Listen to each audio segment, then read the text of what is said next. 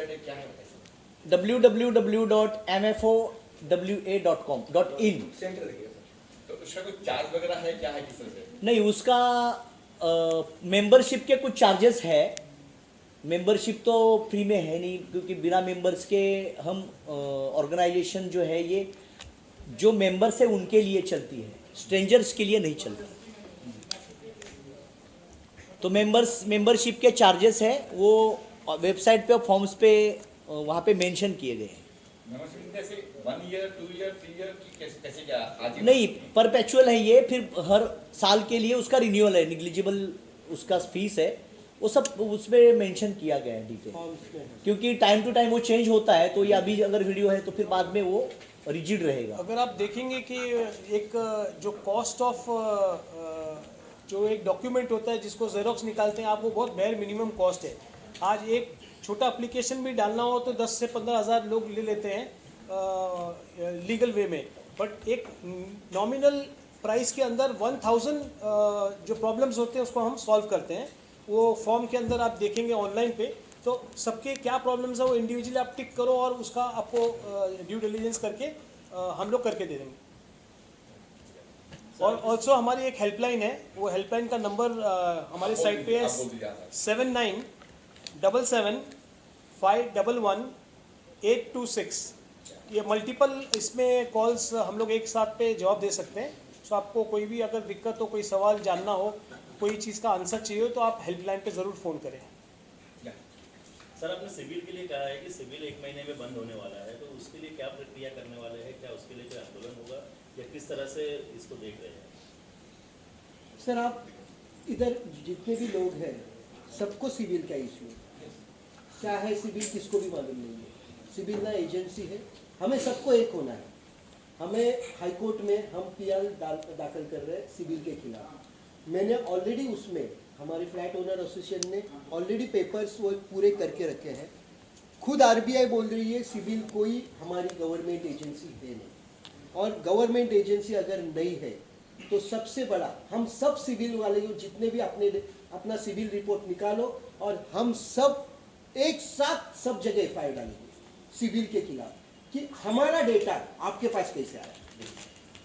आप किसी का भी डेटा किसी को शेयर नहीं कर सकते। अगर आरबीआई ने आपको बोला है मेरा डेटा आपको देने का है तो आप वैसा लेटर दिखाओ, है लेटर उनके पास।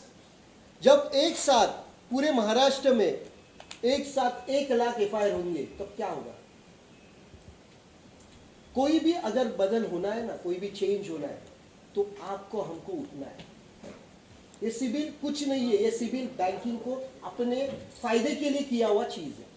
वो हर सिविल के पीछे, हर रिपोर्ट के पीछे उनको चार्जेस मिलता है, हर सिविल के रिपोर्ट के सामने उनको धंधा मिलता है। हमारा फायदा क्या है? हमारा कुछ फायदा है? सर, मैंने लोन नहीं भरा आज तो क्या मैं गलत हूं? मेरा अगर 100 स्कोर है तो मैं गलत हूं? इंटेंशन सिविल, उनका कहना ऐसा है कि सिविल से आपका इंटेंशन देखा जाता है। कैसे? मेरे स्कोर से। जब लॉकडाउन में मैंने पैसा नहीं भरा, मेरे पहले 10 साल के आपने अगर लोन देखे तो मैंने प्रॉपर भरा, और लॉकडाउन में तो दुनिया में किसी ने नहीं भरा, तो वो लॉकडाउन के स्कोर पे आप मेरा आगे का पूरा करियर बर्बाद कर दोगे। सर, आप लंदन में जाओ, कोई भी बैंक में अगर इशू होता है तो उसके बाद उसको लोन नहीं दिया जाता, ऐसा होता ही नहीं है। और लोन क्यों नहीं दिया जाता है? आपका सिविल देखने के बाद आपको कभी ऐसा बोला है क्या कि आपके सिविल के वजह से आपको रिजेक्ट किया है? मुझे एक भी लेटर ऐसा दिखाओ। नहीं, लेटर चाहिए मुझे से तो बहुत कुछ बोलूंगा मैं, प्रैक्टिकल मुझे लेटर चाहिए। ऐसा कोई लेटर रहेगा, क्योंकि लेटर दे ही नहीं सकते, कायदे में ऐसा लेटर ही नहीं है। जब सिविल आपका लीगल है नहीं तो मैं वो इलीगल चीज का लेटर आपको कैसे दे सकता हूं? दे सकता हूं? इसका मतलब इसमें कितने लूपहोल्स है, इसमें कितना गलत काम चल रहा है। हमें इसके बारे में आवाज उठाना है, और आने वाले 1 महीने में आपके माध्यम से हमें हर घर में जो सिविल में अटके हुए लोग हैं उनको सबको न्याय देना है। आप आओगे हमारे साथ? सर, नो डबल कमीशन की भी बात कही गई है कि कमीशन जो है वो डबल कमीशन नहीं लिया जाएगा ओनर से। मीरा रोड में देखा जाता है सर, वहाँ पर 3 बार जो है कमीशन लिया जाता है, ट्रिपल कमीशन। प्लस वहाँ पे जो एजेंट्स वगैरह है वो 11 महीने में रूम खाली करने के लिए वो प्रेशराइज करते हैं, नहीं किए तो ओनर से लड़के वो जो भी भाड़ोतरी होता है उसको बाहर निकालते हैं, तो इसके लिए क्या करने वाले हैं? देखो क्या है, यही तो अहम समस्या है फ्लैट ओनर्स की। 2 करोड़ रुपए 1 करोड़ रुपए का इंटरेस्ट देके पैसा भी दिया, उसका इंटरेस्ट भी दिया, फ्लैट खरीदा मैंने 1 करोड़ रुपए का, उसको 60,000 रुपये रेंट है समझ लो मीरा रोड में। तो 60,000 रुपये रेंट का हम लोग क्या करते हैं, लीव एंड लाइसेंसी एग्रीमेंट करते हैं टेनेंट के साथ। 11 महीने का एग्रीमेंट करते हैं। इसमें मुंबई में एक ब्रोकरेज चलता है, 1 महीने का ब्रोकरेज, टेनेंट से भी ओनर से भी। मीरा रोड में 2 ब्रोकरेज चलते हैं 2 महीने का, कहीं कहीं कुछ जगह पे 2 महीने का, 3 चलता है सर, 3 भी चलता है। और फिर क्या होता है, 4 महीने के बाद फिर वो फ्लैट टेनेंट या जो लाइसेंसी है जिसने फ्लैट भाड़े पे ले लिया वो चला जाता है, फिर और भाड़े पे दे दो, फिर और दे दो। मतलब अगर 11 महीने के ड्यूरेशन में अगर 2 बार मेरा फ्लैट ओनर का फ्लैट अगर मैंने भाड़े पे दे दिया तो मुझे 4 महीने का रेंट देना है ब्रोकरेज में। वाई? बिकॉज हम संगठित नहीं है, हम डिसऑर्गेनाइज है। इसलिए हमने क्या किया कि अप्रूव्ड रियल एस्टेट एजेंट जो हमारे हैं, Maharashtra flat owner welfare association is going to issue the approval certificates to the competent and genuine professional brokers, real estate agents। वो 1 पार्टी ब्रोकरेज मॉडल पे काम करेंगे और फ्लैट ओनर से भाड़ा नहीं लेंगे, ब्रोकरेज नहीं लेंगे, वो ब्रोकरेज टेनेंट से लेंगे, वो भी 1। और अगर 1 साल में 11 महीने में अगर 2 बार हो जाता है, अगर कोई बढ़ोतरी है, कोई टेनेंट है वो अगर 4 महीने में जाता है तो उस सेगमेंट में तो उससे भी लेना नहीं चाहिए। तो इसलिए क्या है, हम लोग डिसऑर्गेनाइज होने के कारण ये नहीं होता था। लेकिन अभी हम लोगों ने सब फ्लैट ओनर्स को, मेंबर्स जो जो हमारे मेंबर्स है उनको brokerage free flat owner service दी जा रही है। इसमें 1 पार्टी ब्रोकरेज अलाउड है। This is the 1 party brokerage model and in eye of flat owner that is the brokerage free flat card. That is our main object and agenda for the welfare of the flat owners। जिस तरीके से महाराष्ट्र सरकार ने एक portal जारी किया है कि अब किसी को भी लैंड पे घर चाहिए वो ऑनलाइन अपना डाल के ले सकता है। आपने जैसे कहा संगठित नहीं है, तो सरकार ऐसा एक कानून क्यों नहीं बनाती जिस तरीके से जो दलाल है, जो ब्रोकरेज करते हैं, उन लोगों का एक सर्टिफिकेट होना चाहिए और एक गाइडलाइन भी बनना चाहिए। एक ऐसा, आपको नहीं लगता कि एक ऐसा देखो क्या है, अब तक ये फ्लैट ओनर्स एक्चुअली ये सब टैक्स पेयर है। फ्लैट ओनर्स सब टैक्स पेयर है, everybody is a tax payer in India, but वो ज़्यादा टैक्स पे करता है comparative to other tax payer. लेकिन इसमें क्या था, ये डिसऑर्गेनाइज थे, इसके कारण इनके प्रति कोई लगाव नहीं था, कोई एक प्लेटफॉर्म नहीं था कॉमन जिसके चलते सब हम लोग उसकी लड़ाई लड़े। अभी हमारी और एक मांग हम लोग करने जा रहे हैं कि discrimination in the rural and urban, rural और अर्बन में क्या डिस्क्रिमिनेशन हो रहा है, on the name of decentralization of power, panchayat raj is enacted and panchayat raj is formed in the rural area. Their village panchayat is the model which is the local self government which is actively implemented in the rural development ministry under governance of the rural development ministry. The village panchayat, panchayat samiti and jila parishad are acting, but in the urban area that model is not available.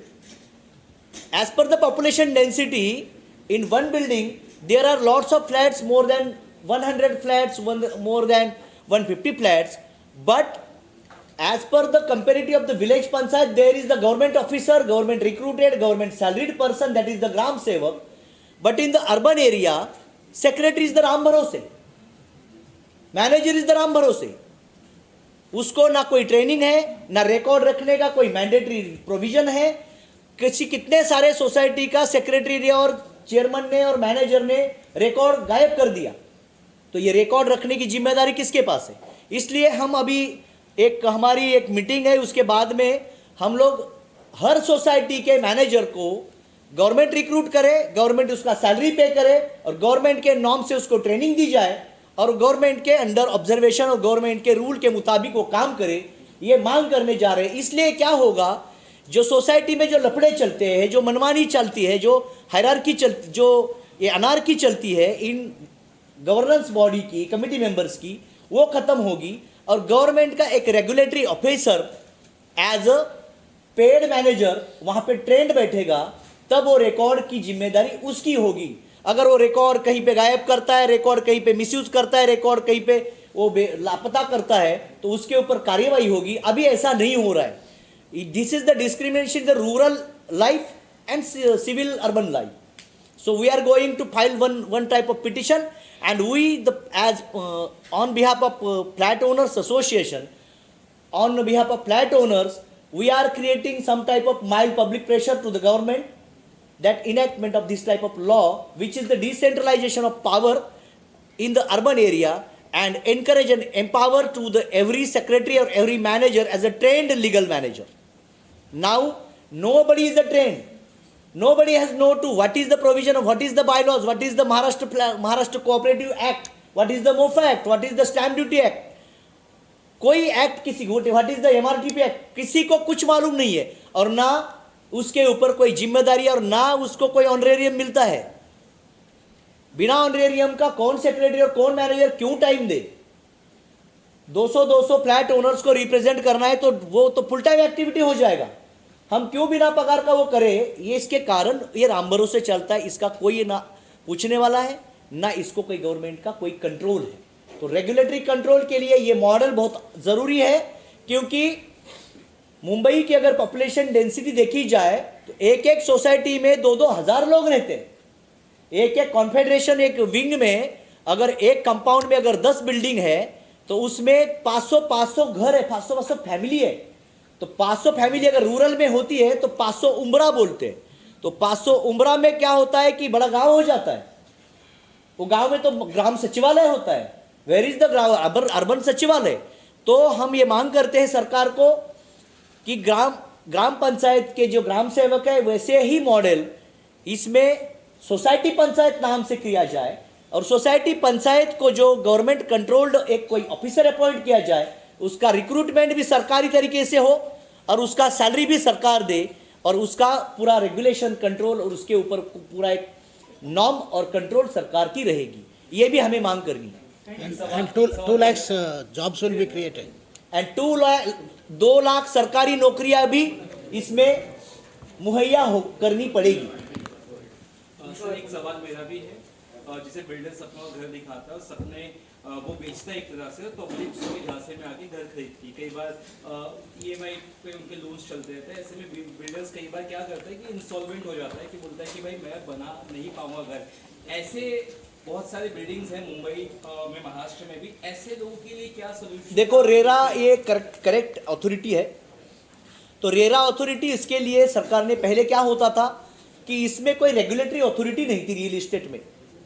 इसके कारण builder क्या करते थे, एक project बनाया समझ लो कांदीवली में, तो उसका पैसा लेना है बुकिंग का, और फिर बोरीवली में नया लैंड खरीदना है। तो डाइवर्शन ऑफ फंड्स होता था, और उसके लिए क्या होता था कि ये बिल्डिंग का पैसा वो बिल्डिंग में यूज कर दिया, ये बिल्डिंग स्टॉल्ड हो गया, फिर इसका इधर, ऐसे 10-10 बिल्डिंग स्टॉल्ड डेवलपमेंट प्रोजेक्ट हो गए। तो इसके कारण रेरा ने उसका बैंक अकाउंट ज्वाइंट करके, ये जो अथॉरिटी है, ये अथॉरिटी के अंदर बहुत सारे प्रोविजंस है। रेरा के इनैक्टमेंट के बाद ये सब समस्या बहुत सारी कम हो गई है, लेकिन लिटिगेशन इतने पेंडेंसी है रेरा के पास, उन्होंने तुरंत डिस्पोज करनी चाहिए। और रेरा अथॉरिटी ने उनका जो स्पीड है वो बढ़ाना चाहिए। इसके लिए सरकार ने भी उनको कोई प्रॉपर स्टाफ की स्ट्रेंथ प्रोवाइड करनी चाहिए। I think fast track court होना चाहिए। सर देखो, कोई भी गवर्नमेंट का प्रेशर, गवर्नमेंट पे अगर जब तक प्रेशर बनता नहीं है ना, तो उसमें कभी चेंजेस होते नहीं है। जहाँ पे प्रेशर बनेगा वहाँ पे नए रूल आएंगे। आज तक आपने कभी भी देखा रहेगा कि कोई भी नए रूल्स, कोई भी बदल जो हुआ ना, वो कहाँ से तो प्रेशर हो चुका है।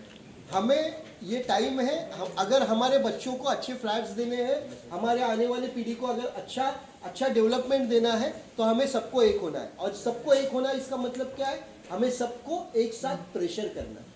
जब प्रेशर बनेगा, सर देखो आज सबसे बड़ा जो सबसे बड़ी ताकत है वो आप हो। आपने आज इतने प्रॉब्लम्स देखे, और चालू रखना। आपने इतने आज एक point problems मैम, देखे, तुमसे point, वो change of problems developer। अगर आप हमारे साथ जुड़ के सॉल्व करेंगे तो अपने प्रॉब्लम सॉल्व होंगे, अपने आने वाले पीढ़ी को हम बहुत अच्छा डेवलपमेंट दे सकते हैं। हर चीज पे अगर हम आवाज उठाना स्टार्ट करेंगे, आने वाले 4 महीने में सिर्फ महाराष्ट्र फ्लैट ओनर एसोसिएशन का लेटर गया तो उसके बाद उसमें चेंजेस होने ही होंगे। हाँ, एक लास्ट क्वेश्चन, एक लास्ट इशू है, जैसे कोई भी प्रोजेक्ट अगर स्टॉल है और डेवलपर इंसॉल्वेंट हो चुके हैं, तो जितने भी वहाँ के रीडेवलपमेंट वाले लोग होते हैं या मेंबर्स होते हैं जो रीडेवलपमेंट में गए हैं या जिन्होंने प्रॉपर्टी परचेज की है, वो चेंज ऑफ डेवलपर के लिए प्रॉपर अथॉरिटी जो अपॉइंटेड है वो रेरा वहाँ जा सकते हैं। सो इसी तरह से जो लैक ऑफ अवेयरनेस है, ये ऑर्गेनाइजेशन वो अवेयरनेस और लीगल राइट्स उनको बताएगी, उनको गाइड करेगी। Thank you.